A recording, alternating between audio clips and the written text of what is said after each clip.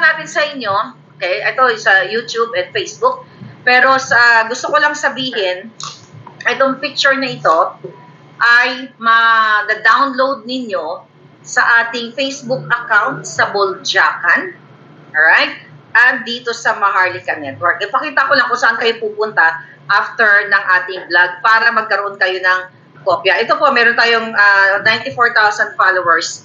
Diyan nyo ako, ayan, diyan nyo kunin ang picture na yan. Ayan, Boljakan, diyan nyo kunin ang picture kasi may label ito.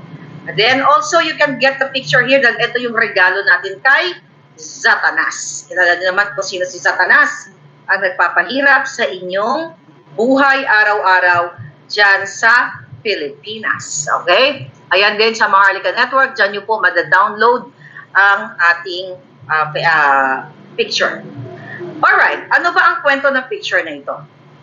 Mga palangga, taliwas sa pagdidiin ng mga jutang ginimes na legislators na tagapagtanggol ng mga Digimon, okay, ay ang reyna at hari ng Pogo, walang iba kundi si Bangag Jr. at ang kanyang asawang Adictos Benedictos. Lahat na, name it, roll into one nga, sabi ko. So itong litratong ito, mga kababayan, pakipakita dun sa Facebook. Itong litratong ito, medyo malabo lang ilalayo kong ganyan. Alright? Pero explain ko sa inyo. Mada-download nyo to ng malinaw doon sa Facebook page. Okay. Ito yung ating regalo pasabog. Sa picture na ito, mga palangga, okay, nasa gitna, ahas. Pakita natin si ahas, ito lang. Ito. No, dito. No, I mean, sa YouTube. Right?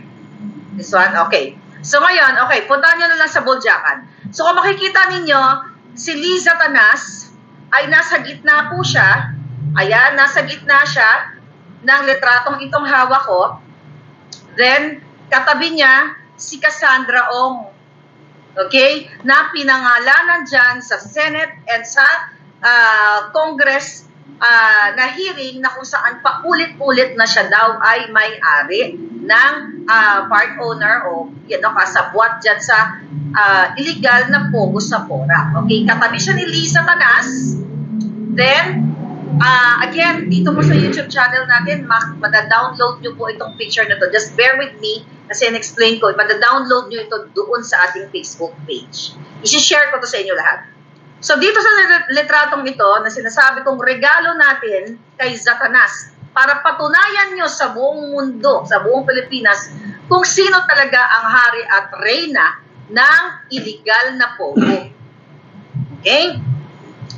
Sa litratong ito, makikita nyo, ulitin ko, sa kanan ay si Cassandra Ong, ay yun yung sinasabi ni Harry Roque, na kanyang kliyente na isa sa representative o empleyado ng Whirlwind Corporation.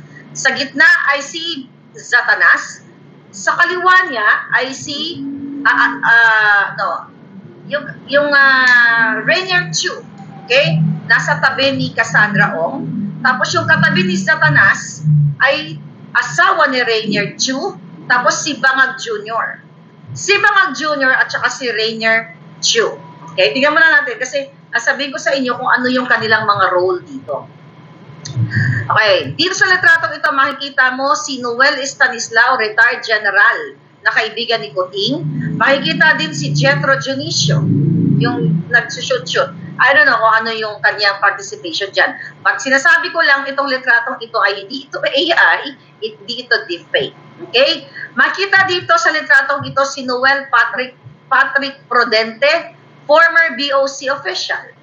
Then, si Jose Maria Ortega, o kilalang Pepe Ortega, na ngayon ay PAGCOR director na si Satanas ang nag-appoint dyan at si Bangag. Makikita din dito sa litratong ito ang special envoy to China na si Benito de Chico. Then, ang Pogo owner na si Mr. Wu. Okay? Na paulit-ulit na pinangalanan doon sa hearing na ito. Tapos dito sa bandang kanan, yung Sandy Daza. Okay? I don't know kung ano yung mga participation nila. Pero ano ang ano nito? Sino-sino tong mga taong ito? Ayon sa Puting Ahas, mga kababayan, itong si Rainier Chu, okay? na nakasama dito, yung naka-black, may label naman dyan, ha?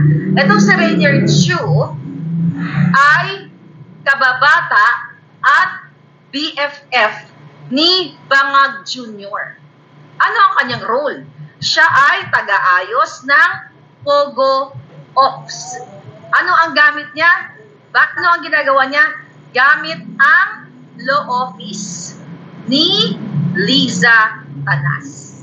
So mga kababayan, ayon sa ating informer, mula 2016 to 2022, okay, ang mga anumang mga negosyo na pasukin ng mga Chinese na yung mga Chinese naka-white, may label, di ba? Yung naka-white si Rainier Chu. Okay?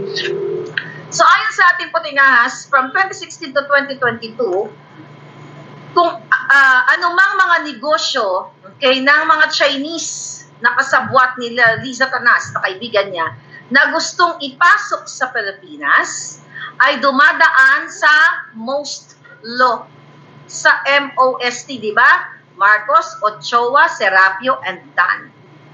Remember that? MOST. So dumadaan ang lahat ng Chinese businessmen na kinukutungan ni Satanas ng Bangag, dumadaan sa kanilang firm. Okay? So yan ang negosyo na ni Bangag, actually ni Satanas. Okay? Habang walang trabaho, si Marcos Bangag simula noong 2016 hanggang 2022. So, kumita ng bonggang-bongga si Marcos Jr., ang kanyang pamilya, si Satanas dito sa mga incheck na ito na illegal o illegal man o legal na pumapasok, whether illegal business or legal business, na dumadaan sa law office ni Liza Marcos o ni Satanas. Ngayon, mga kababayan, anong niyan? Ano ang impact dan sa taong bayan? So sa kabila ng pag-hearing nila na mga yawa dyan sa Senado Kongreso, alam na mga ginayupak na yan na ang mastermind o hari at reyna ng Pogo ay si Bangag Jr. at kanyang asawa, si Romualdez at kanin silang pamilya. Dahil itong si, itong si Chu, okay, ano niya? Wait a minute. Okay. Itong si Rainier Chu, ayon sa ating source, okay, siya yung, nung 2022 election, okay, ay nag-raise siya o nag-fundraising siya sa mga Pogo Association para sa 2020 election. Remember, nung time ni Pangulong Duterte ay legal ang Pogo. Alright? So ngayon, may mga illegal man dyan, okay, pero ito, ang pinag-uusapan natin, itong si Rainier Chu na naglikom o nag-fundraise ng pera, mga palangga, na umabot, 2 beses nag-fundraise sa mga Pogo operators sa buong Pilipinas at nakalikom siya ng 750 million pesos. Actually, yung unang fundraising siya, 2. Yung una, ayon sa ating source, ay 250 million. Then yung second fundraising niya ay umabot ng 500 million pesos. So ngayon, mga palaga, saan napunta ito? Binigay at dineliver sa bahay dyan sa Nara, sa Forbes Park, ayon sa ating source, kung saan inabutan ni Lisa o inalok ni Satanas si Cathy Binag ng polvoron na nung saan tinanong niya, what do you want? Remember that? So doon din dineliver ang 750 million pesos during election or campaign period.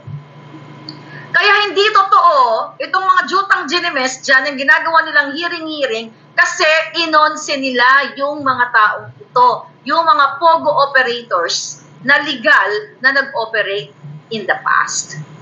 Ano ang nangyari? So dahil nalaman, according to our source, dahil nalaman ni Kim Wong, isa pang operator, kilala nyo yan, very controversial, di ba? Doon sa, multi-million, okay? Na perang na in-scam. Was it Bangladesh? Okay. Ngayon mga palangga, ano ang nito? Ano ang impact nito sa ating bayan? Okay. Tignan natin yung isang picture. Ay, wait a minute. Okay. Tignan natin dito. Okay.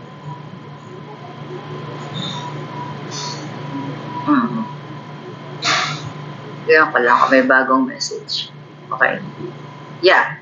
So ngayon mga palangga, so dahil nalaman ni certain Kim Wong ayon sa ating source, mga pala Kim Wong actually, na nag-raise ng total of 750 million itong mga Chinese businessmen, particularly Pogo, ay tinapatan niya ng 750 million. Ano ba naman yung 750 million pesos dito sa 17 million dollar na $17 million na inasangkot dun sa Bangladesh scam. So anyway, ayon sa ating source, binigyan ang mag-asawang salot sa lipunan ng 750 million para lang what? Para tablahin sila Rainier Chu, sila Mr. Wu, at iba pang mga Pogo operators para pag sila ang naupo ay wag i-renew ang kanilang license to operate dito sa Pogo sa Pilipinas. So ibig sabihin, napaka-traidor talaga ng mag-asawang bangag at mag-asawang salot sa lipunan. Bakit kamo?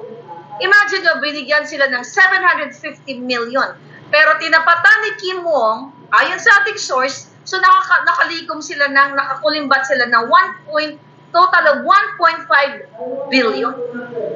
1.5 billion pesos ang kapalit ng 750 na tinapat, wag i-renew ang kontrata nila Mr. Wu, mga palangga. Mr. Wu. Okay? So ngayon, mga kababayan, ganito kalupit ayon sa ating source ang ginawa ng hari at reyna ng Pogo. Imagine niyo, kung nabasa niyo ang book ni Attorney Vic, ito, page, was it page? Ito ba yun? Okay. This is page 256. Okay, was it 256? Okay. Okay. I think, no. Page 255. Dito sa librong ito, ng Kingmaker, okay, ni Attorney Vic, sinabi ko na rin ito, na supposedly ang i-appoint, ang first choice o personal choice ni Bangag Jr. para sa PAGCOR ay si Ram Antonio. Pero dahil nakipagsabwatan ay nangako si Satanas dito sa kay Kim Wong at iba pang mga kasabwat. Ayon sa ating puting ahas, ay inupo si Altenco. Ano ang sabi dyan sa book ng Kingmaker? Meron lang aayusin si Altenco, si Romualdez, si Satanas, at itong yung sa Okada, yung si Michelle Lazaro. Okay? Meron lang daw silang aayusin ng 1 year. Okay? Iba yon, yung Okada, yun din, isa din yun, kasama dun sa book na yun, isa dun sa Okada. Pero we're focusing right now dito sa Pogo issue na ito. So, ito yung, isa ito sa mga aayusin nila. Okay? Isa ito sa sinasabing aayusin nila, kaya nung nanalo sila mga palangga, si Kuting Jr., nung nanalo sila, talagang inayos nila. Kinansela nila yung mga lisensya ng mga taong tinabla nila. Imagine nyo, nagbigay na ng 750 million during the campaign. Tapos tinabla dahil, mukhang ayon sa ating source, hindi, kalaban sa negosyo ni Kim Wong. Okay? Yung sangkot dun sa Bangladesh scam, mga palangga. Kaya unang-una, ang ginawa ni Altenco ay kinansela ang license nitong Mr. Wu, nitong Rainier Chu, ni Mr. Wong, nila Cassandra Ong, yung mga itong pinag-uusapan dyan sa Senado at sa Kongreso, itong sa Porac nga, sa Pampanga na loto, mga palangga. Okay? Ngayon, kinansel nila, pero yung kay Kim Wong, yung kanyang mga operation, yung mga franchise niya, okay? Yung franchise sa kanyang mga gaming, okay? From CEZA, sa Cagayan, mga palangga, stay cool lang, stay put lang. Hindi pinakikialaman ni Altenco kasi nga ayon ang usapan nila ni Satanas. According to our source, mga palangga. Kaya naman, niloko talaga nila etong mga taong nagbigay sa kanila ng pera na 750 million. So ngayon, ang palalabasin nila, si Harry Roque, anong kinalaman ni Harry Roque doon? Di ba? Ito maliwanag na may litrato. Okay? May picture. Again, yung kapapasok lang, sabi ko nga po, kunin nyo sa YouTube. Ito'y maliwanag na may picture na patunay na si Satanas ay nasa gitna.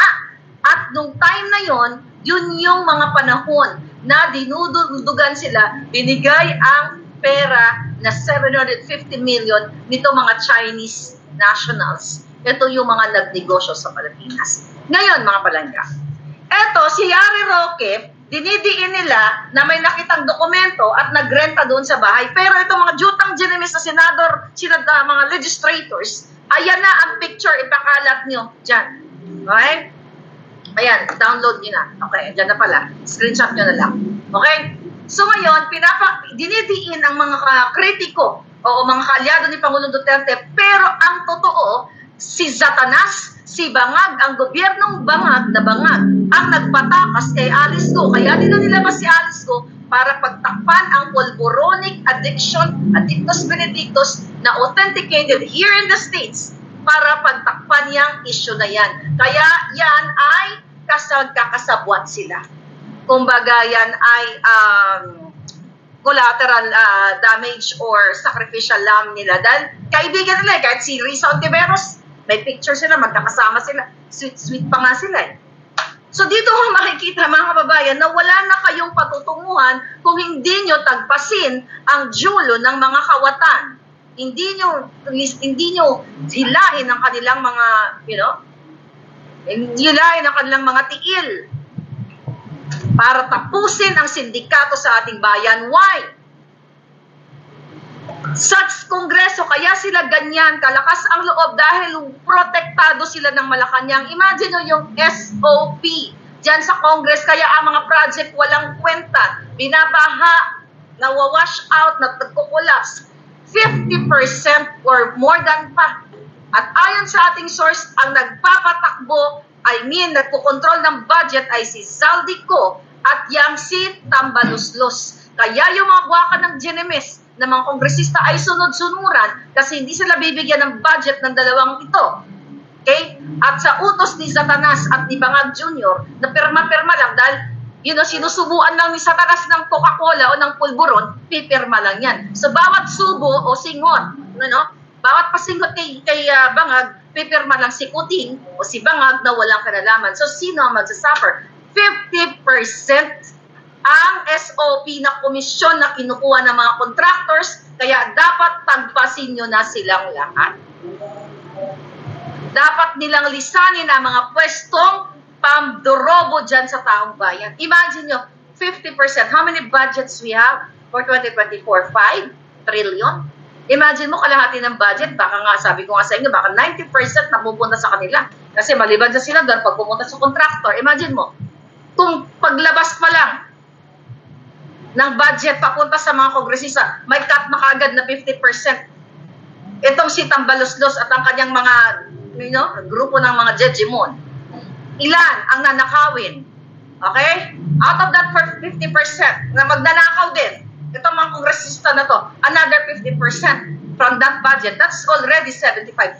So ilan na mapupunta sa project? 25%. O kung magnanakaw pa uli yun. Kaya wala nang matitira. Kaya nga yung mga projects nila, sisimulan nila ng magbubungkal o magtatayo ng footbridge, pero foot lang, walang bridge, hindi na nila tatapusin.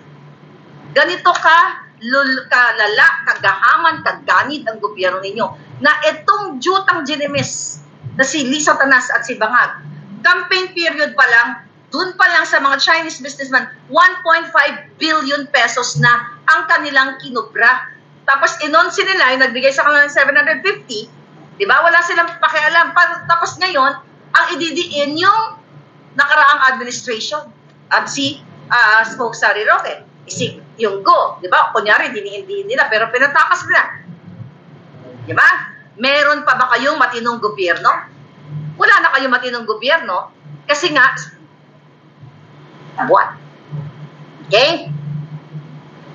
Sabi ni Melba, Sutcliffe, kay Duterte 1.5 kuryente ngayon, nataas-taas na. Marcos Government Syndicate, sabi ni Doval V. So ngayon, mga kababayan, yan ang dapat ninyong, pagnilay-nilayan. Yung mga, sabi ko, mga kaparean, kayo lahat. Mga sundalo, lahat kayo. Wala pong ibang mastermind o rena and queen ng sindikato sa Pilipinas, itong mga mag-asawang bangag. Hindi ba nung August 16 yung pinost ko dyan? Habang kayo ay hirap na hirap, nagagaling lang sa Karina, hindi pa kayo nakakahaon, sila nagpa-party, nagpapapulburon party sila, nagsiswinger, nagchuchukchaka, you know what I mean? Tapos kayo hirap na hirap, and you don't care about your country?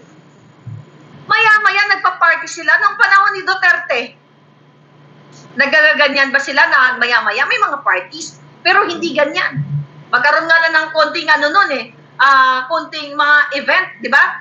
Ang dami nyo nang sinasabi. Pero ito, si Bangag, kasagsagan ng katatapos na ng binaha, ngayon may dilubyo na namang parating, na nakaraan, puro daw kidlat dyan na. Okay? Ulog at kidlat, sana sila natamaan. But anyway, maya-maya party. Then, gusto nila kayong makontento sa 64 pesos budget for one day sa inyong pamilya. Pero itong si Satanas, campaign period pa lang ay kumita na ng 1.5 billion pesos na campaign funds na hindi na-declare sa SOSE, okay, ni Bangag. Okay? O sa SALN niya. Hindi na-declare ito na nagbigay ng 750 million yung mga grupo ni Mr. Wu at grupo ni Kim Wong ayon sa ating source. Yan ay paglabag sa batas, paglapastangan lahat. Lahat po ng batas inabuso ng mga baboy na ito. Grabe ang kanilang mga ginagawa. Tignan natin ang comment sa ating Buljakan. Okay? Nakita nyo na? Ayan. Marami na nakakuha. Okay. Kaya mahirap ang buhay natin. Tapos masarap sila sa buhay, sabi ni Chloe Pearl. Okay. Nakuha nyo na yung copy. Grabe na ito. Pakalat nyo na mga palangga. Sabi ni Jalen Jr. Concepcion, grabe na ito ginagawa ng mga Marcos sobra tapat ng kalusin. Kaya nga sinasabi ko sa inyo, first time in my channel, in my vlog, na lumabas yung picture na yan. Ano gagawin? Ano gagawin ng mga pare, ng mga madre, ng mga religious group, tatanga pa rin? Ayan ang ebidensya na nakipag-meeting yung mga yan at ayon sa akin, so silang meeting, dinuldulan sila ng pera. Sana nga lumabas yan yung Mr. Wu at si Cassandra Ong. Pero kasi, ayon sa aking source, ay sinispilit nilang magbaliktad. Okay? Etong mga nagbigay ng 750 million sa kanila para baliktayan at idiin si Roque at ang mga Duterte.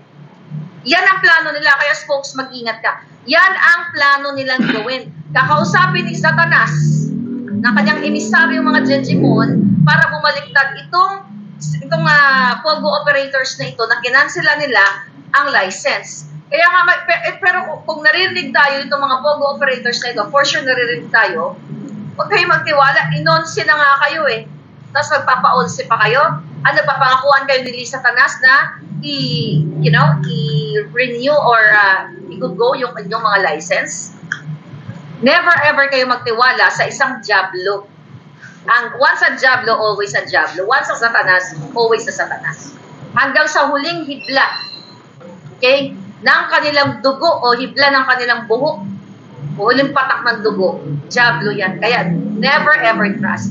Kaya sila ganyan, dinidiin ang mga Duterte, hinaharas, magpapatakas ng mga preso o ng preso, di ba? Natakot naman sa lie detector. Kita mo, walang pinagkaiba-kaibang ang junior yan. To cover up, mga kababayan, again, to cover up this result. Okay? Yung authenticated na si Bangag ay Singhotero, na si Bangag ay Addictus Benedictus. Ito ang forensic analysis na hindi kayang gawin ng NBI, na hindi kayang gawin ng DILG, at ang kaya lang nilang gawin ay tenga-tengang mga hangag, mga bagpak, mga dugyots. So anyway, yan, kaya ganun sila mga kababayan, naglalabas ng kung ano-ano mga kwento, naglalabas ng mga preso para idiin si Sara, si Duterte, kung sino pa man, kasi gusto nilang pagtakpan na sila talaga ang mastermind. Okay? Mastermind ng kahayupan. Kidnapping. Si Lisa ang pinuno. Imagine mo, 2 bata, pinakidnap.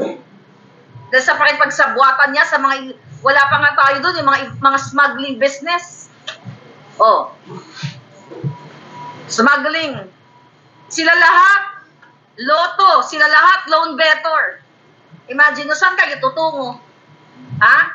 Saan kayo tutungo? Saan kayo tutungo? Andito yung letrato. Okay? Oh, ayan yung itsura ni Satanas, oh. Oh. Sabi ko sa iyo, download nyo to. Oh, ayan. Oh, ayan. Yung itsura ni Satanas. Okay? I-download nyo na ang picture na yan. Andyan sa Buljakan, at ipakalat nyo na siya ang reyna ng Pogo. Siya at kanyang asawa na tumatanggap ng bilyon-bilyon. Hindi pa sila, di ba, remember I told you, na sabi ni Lisa Tanas, na whatever happened, kapag natalo daw sila sa eleksyon, okay na sila sa campaign funds na dinonate sa kanila.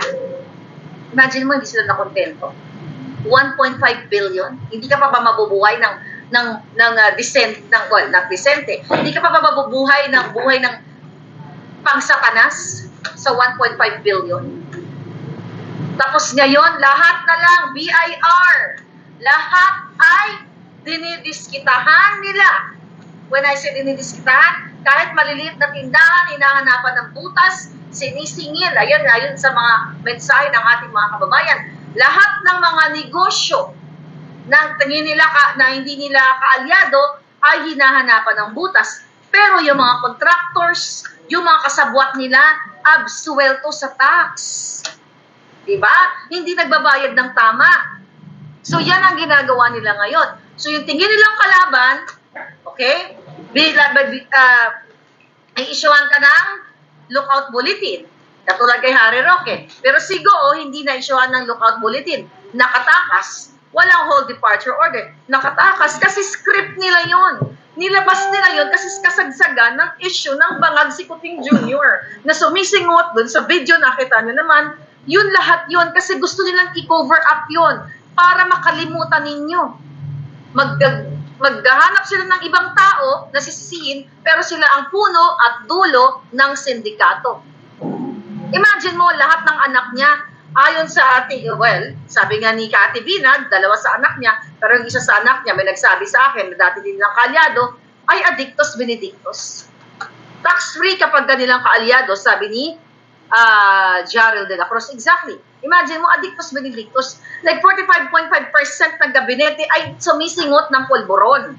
Kaya they don't care about yung mga palangga. Wala silang pakialam. Uubusin nila ang kaba ng bayan. 50%. Paglabas pa lang ng budget, 50%, 50% ang kubra nila. Kaya walang matinong mga infrastructures. Saan ang infrastructures na pinatayo? Di ba sabi, build better more? Gustong sundin yung continuity, yung build ni Pangulong Duterte. Nasaan ang pinaka-visible na pinatayo ng mga buwakan ng GNMS na yan? Diba? Doon na lang sa flood control. Nakitang-kita na ginago kayo ni Bangag Jr. na ayaw niyang pag-usapan after sa ma-fact check ng kalikasan. That's more than 1 billion a month.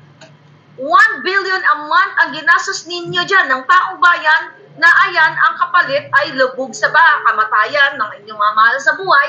1 billion din si Sara Duterte. Talagang pinagkakaisahan ng mga legislators doon sa 125 million pesos na 11 days daw ginastos, which is true na ginastos 11 million, but that is legit.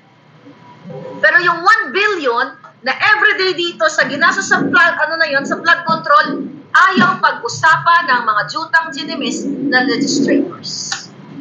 Ang smuggling na sangkot si Michael Ma, na yan again, Nika report, ni Clarita Carlos, kasabwat si Martin Romualdez, ayaw nilang pag-usapan. Yung in-expose natin 3 billion a month na dinideposito dyan sa Forbes Park at sa Alabang, ayon sa ating source, nakubra nila sa Bureau of Customs, ayaw nilang pag-usapan. Yung alitagtag na 1.8 tons na illegal na asin, bumabasa from 1.8, 1.4, naging 1.2, paiba-iba ng figure. Ayaw nilang pag-usapan. Pero tignan nyo ang target. 125 million, Inday Sara, payat yan, barya yan. At yan hindi ninakaw. 125 million pesos. Compared to 1 billion a month. Yung 125 million, sabi ko nga, barya lang. Yung 3 billion a month, o mahigit pa, dyan sa Bureau of Customs, na magkakasabwat sila lahat, na ang pera, cash, ay tinatago doon sa Forbes Park. Okay? Hindi sila nabubusog, mga kababayan. Walang kabusugan to mga hayop na to. Can you believe that? Ngayon, ano gagawin nyo? Wala, wag kayong kumilos. Hanggang sa, tumulo na yung mga dugo nyo dyan dahil sa taas ng krimen sa ating bayan. Huwag kayong gumalaw hanggat sa yung anak nyo o yung kapatid nyo, yung inyong pamilya ay hindi maging biktima. Huwag kayong kumilos. Huwag kayong gumalaw. Just enjoy the pulboronic government. Diba? Enjoy nyo lang ang pulboronic government. Huwag kayong gumalaw dahil sa kabila ng, sabi ko nga kahapon sa inyo, ayon sa ating source, yung magtsuhin na si Adrian Bersamin, okay? At ang kanyang executive secretary si Lucas, ayon sa ating source ay what? Okay? For sale na ang pwesto sila ang punot dulo nasa pagbibenta ng pwesto dyan sa judiciary.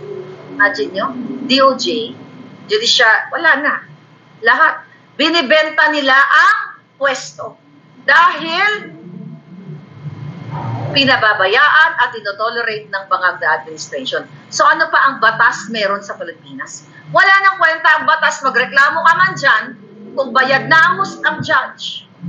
Definitely, kung sino ang nagbayad na malaki sa kanila, sa mga kaso-kaso, yun ang pananalunin nila kahit na ikaw ay nasa tama. Wala na nga, sabi ko nga, masyado na kayong nasa kadiliman, mga palangga. Okay? Diba sinabi ko sa inyo na yung kasunduan ni Lucas Bersamin at ni Adrian Bersamin ayon sa ating source, ayon sa ating puting ahas, na itatalaga, okay, etong pinsan o kamag-anak ni Browner. Dyan sa Supreme Court as a Court of Appeals. Imagine mo, mga palangga, kahit na mga matitinong mga lawyer, hindi ka ma-appoint kung wala kang pang-bribe dito sa mga grupo ni Satanas. Ewan ko sa inyo. Alright? I don't know kung saan kayo pupulutin, pero kung ganitong klase, lahat ng departamento ay binabribe nila, wawa talaga kayo. Ngayon sabi ko, enjoy nyo lang. Ayaw gumalaw, okay? Ayaw nilang gumalaw. Ayaw gumalaw ng mga Pinoy. Gusto lang makimarites. Ay, kaya mo na. Huwag kayong gumalaw. Ganun lang naman yan eh. Huwag kayo. Kung kayo nga, hindi kayo gumagalaw di ba? Ano gagawin natin? Di enjoy nyo. Enjoy nyo na si Lisa ay ang reyna ng Pogo. Siya ang kumukubra ng pera ninyo. Senator line-up na sila, sabi ni Zara Lina. Mga polis lulusob na sa KOJC, sabi ni Joy J. Ayan, alam mo, ang KOJC, ilang kayo? 6 to 7 million? Ibang mga religious group. Kaya niyong lumabas sa kalsada para mag-speak up kayo lahat. Kung ako sa inyo, bilis-bilisan nyo na. Bilis-bilisan nyo na mag-speak up, lalo, bago pa maging bangag ang inyong mga anak. Diba? Pinakita ko na yung litrato sa inyo na walang ibang Reyna King and Queen ng Pogo, kundi si Liza Tanas. Ano sabi? Si Amy nasa line. Ano ba sabi ni Amy? Hindi pa ba nagsasalta? Ano ba sabi ni Inday? Oh, by the way, every Friday nandiyan dyan sila Chororot dyan sa Pagpemos na Lakera. Nandyan sa EDSA, which is naaalarma ang mga sindikato. Okay, naaalarma sila mga palangga. Patalsikin, sabi ni Winnie Ineco, patalsikin, aksyon ng bayan. Gusto nila masira ang judiciary kasi ipapalabas nila sa ICC na hindi gumagana ang justice sa bansa, sabi ni Melba Pedrosa. Sabi ni MG, tinataya mo na ang buhay mo, Maharlika, pero wala pa rin nangyayari. I don't think so, mga palangga, na walang mangyayari. Sabi ko nga kung kayo hindi gagalaw, sabi ko na gano'n, sino ba talo? Ako ba? Sige nga, sino ba talo dito? Sino ba ang nabibiktima ng mataas na bilihin dyan sa Pilipinas? Kanino ba negosyo ang nabibiktima? Wala naman ako negosyo dyan. Diba? Sino ba ang magugurgur na pamilya? Sino ba ang magagahasa na pamilya? Ako ba? Kayo. Dahil sa pagtaas ng supply ng pulburonic, dahil mismo ang tagaluto ng pulburon ay sila-sila. Imagine mo ang mga nahuli, yung sa Australia, di ba? Yung si Sayarot, absuelto. Nahuli na, absuelto pa. Only in the Philippines. Nahuli na, intercept na, even ang Australian Federal Police, pero nakalusot pa rin. Again, it's up to you. Kampong Chicken, if ever we Filipinos survive this admin, my two wishes are, we become wiser and forgiving. Second, good leaders like the Duterte has lesser delicadeza. I don't think mag-survive yung mga putang ina niyan. Alright? Sabi ni Gail Elizabeth, sobrang mahal ng kuryente, halos di gumamit ng electric fan pamilya ko para lang makatipid. Ayun na nga. Okay? Nararamdaman nyo na yung hirap, taas ng bilihin, taas ng kuryente, taas ng tubig, taas ng krimen, then you are still enjoying the baha. Diba? You're still enjoying the baha, enjoying the kahirapan. Diba? Mga masokista yata talaga ang mga Pilipino, ano? Diba? Gusto yun, nahihirapan kayo, ayaw nyo magsalita. Dahil kayo takot, duwag kayo. Ano nakakatakot sa mga bangag na ito? Kayang-kaya nyo, lipulin lahat yan. Sa ngalan ng power ninyo, kaya nyo silang lipulin sa pamamagitan ng inyong mga boses. Ano gagawin ninyo? Ayaw kayo pakinggan, hindi pagsamahan nyo yung mga boses. Ngayon, kung ayaw nyo, bahala kayo sa buhay ninyo. Hanggang magtiis kayo, hanggang sa huling hininga ninyo, di ba? O baka wala pa nga kayong mga burial plan. Isa pa yan. Imagine nyo sa kahirapan, pag natsugi pamilya mo, hindi mo alam kung saan mo ililibing, wala kang pera, manghingi ka kayo ng kabuloy, limos. How sad life you have there in the Philippines kung ayaw ninyong kumilos. Pag nagkasakit, ang mga anak ninyo, namamalimos kayo sa gobyerno, bibigyan kayo, papilahin kayo, 3,000 pesos, 2,000 pesos, hanggang sa matuluyan ng magurguran ninyong mga pamilya sa ospital. Samantalang sila, again, every other day party ngayon. Pulboronic party na naman yan for sure sa Malacanang. Magsiswing na naman yan, magtsutsaka na naman yan sila kapag nag-high na sila. Magpapalitan na sila mga maanto, mga makukyoho. They don't care about you Filipinos. Kasi kung merong pagmamahal ang gobyernong ito, hindi ganyan ang status ninyo. Hindi sana ganun na may mga namatay dyan sa flood na yan, sa bagyo na yan. Hindi sana bumahan ng ganyan kung yung 1 trillion na budget ay inilaan siya. Pero ang pinagkabahala ng gobyernong ito, paano gipitin ang kritiko, paano mag-fabricate ng crime, paano targetin katulad ni, yung pinakauna nila tinarget si DJ, Bantag, na pinagbibintangan na ang gumurgor, di ba? Ang mastermind ng paggurgor kay Persilapi, si DJ Bantag. Sino ngayon ang nakikita niyong pwedeng gumurgor? Gobyerno. Dahil again, ulit-ulitin natin, pinaggugurgor nila yung sinasabi nilang kasabwat na pinaktakas nila from the preso. Dahil si Percy Lapid, ulit-ulitin ko, number one na nag-criticize at unang naglabas ng issue na si Lisa Tanas, ang mga Araneta, ang bangag ng gobyernong ito, ang mastermind ng smuggling. Ulit-ulitin ko, panahon, kung gusto ipagurgur ni Duterte yan o ni DG Bantag, noon pa panahon nila. Pero only after 3 months nang naupo si Bangag Jr., ginurgur na nila si Percy Lapid. Tapos ibibintang sa mga Duterte. Yan ang gagawin nila eh. Yan ang gagawin nila mga palangga. Ipagbintang. O nangyari kay Tevez. Diba? May ginurgur. Siya rin ang pinagbintangan. Tapos si Marcos Jr. pumunta ka agad doon. Diba? Comfort itong asawa ng mayor na yon. O. Lahat ng kanilang kritiko o hindi umaayon sa kanila pagbibintangan nila. Kung nandyan ako, baka may ginurgur sila, ibintang sa akin, ako yung gumurgur. Diba? Ganito po kabangag ang gobyerno ninyo. Kaya you have to get out, get up, and speak up. Bago pa mahuli ang lahat, dahil si Lisa Tanas, si Marcos Jr., ang queen and king ng Pogo. Walang iba, andyan ang litrato, ipakalat nyo na. Bago pa kayo magurgur lahat, kailangan nyo nang lumabas sa inyong mga bahay dahil sobra na ang ginagawa ng mga ito at talagang matatapos ang inyong buhay.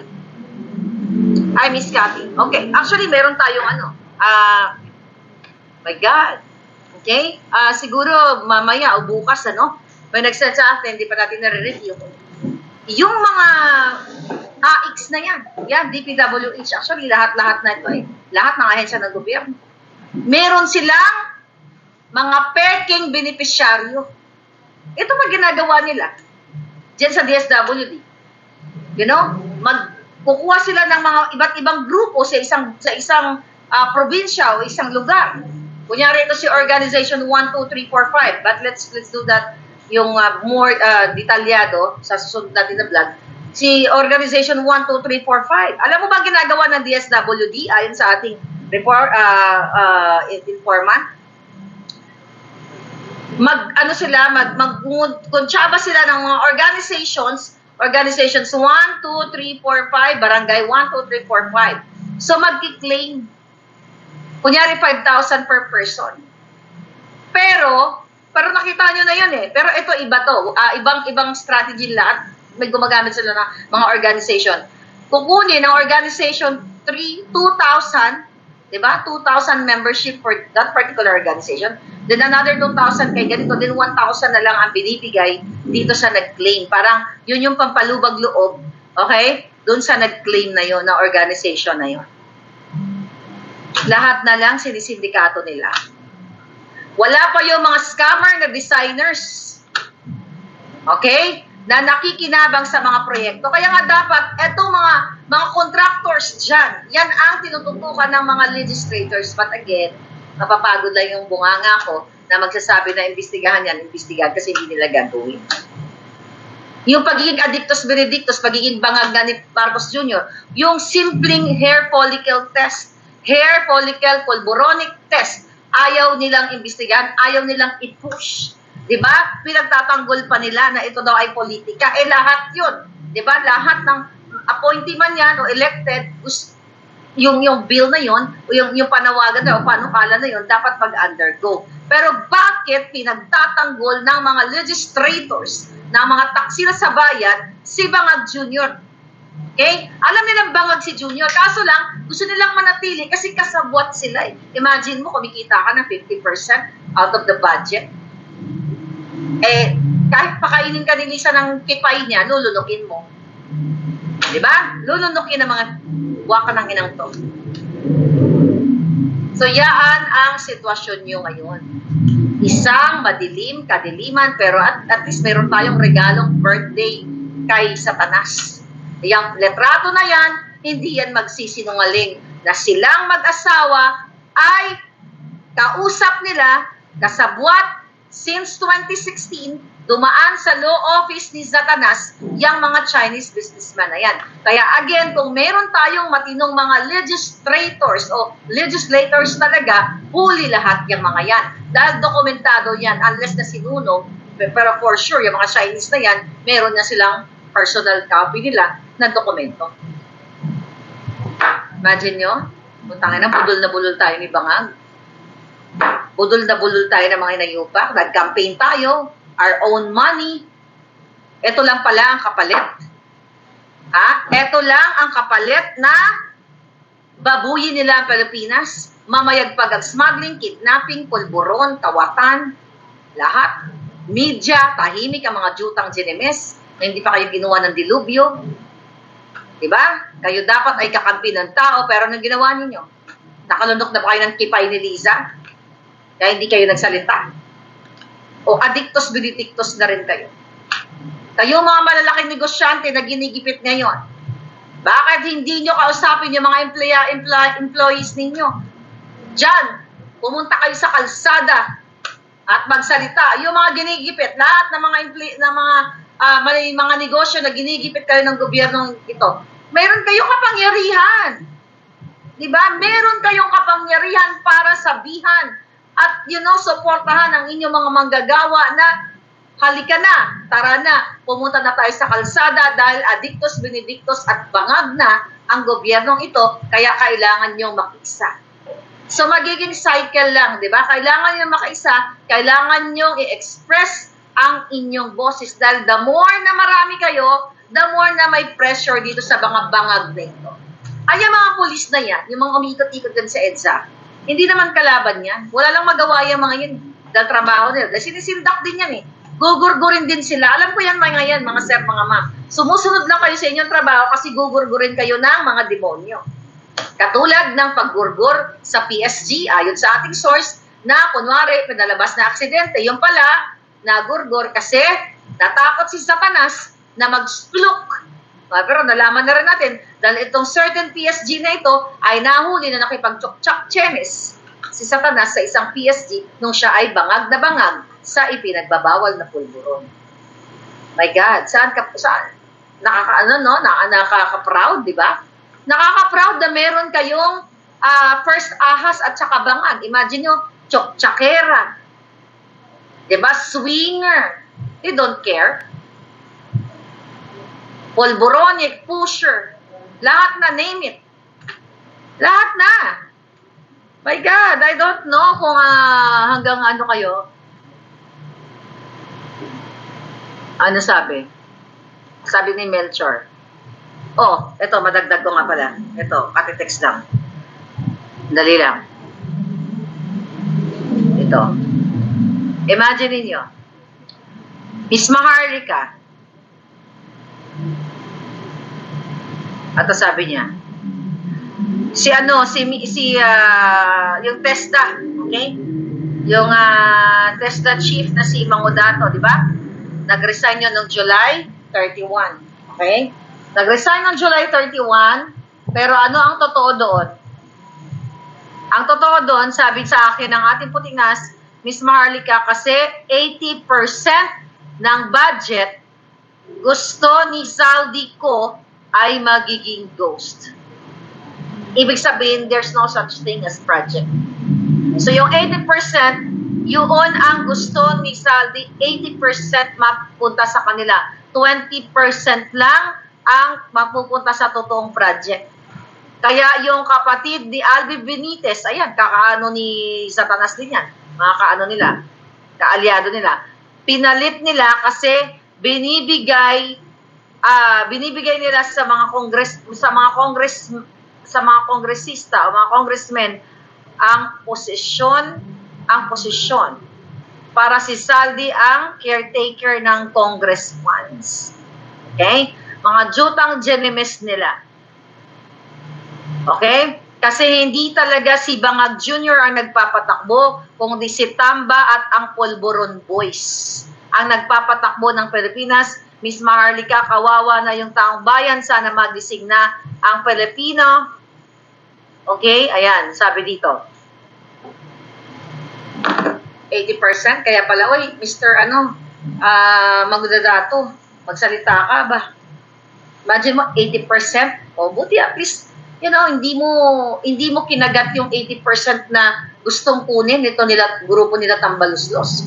According to my source, 20% na lang. Kawawa talaga Pilipinas. TESDA yun ha. You're talking TESDA. Imagine mo lahat po, Bureau of Customs, TESDAP, Agriculture, lahat na. Pag-aari na nila ang Pilipinas, kaya good luck sa inyo mga kababayan. Good luck sa inyo. May fireworks ulit mamaya sa birthday ni Kokak, sabi ni Gracita Redona. Prepare man din mga sa pandemic 2.0 kung ganito kalala ang gobyerno. Ewan ko, nasa inyo naman yan eh.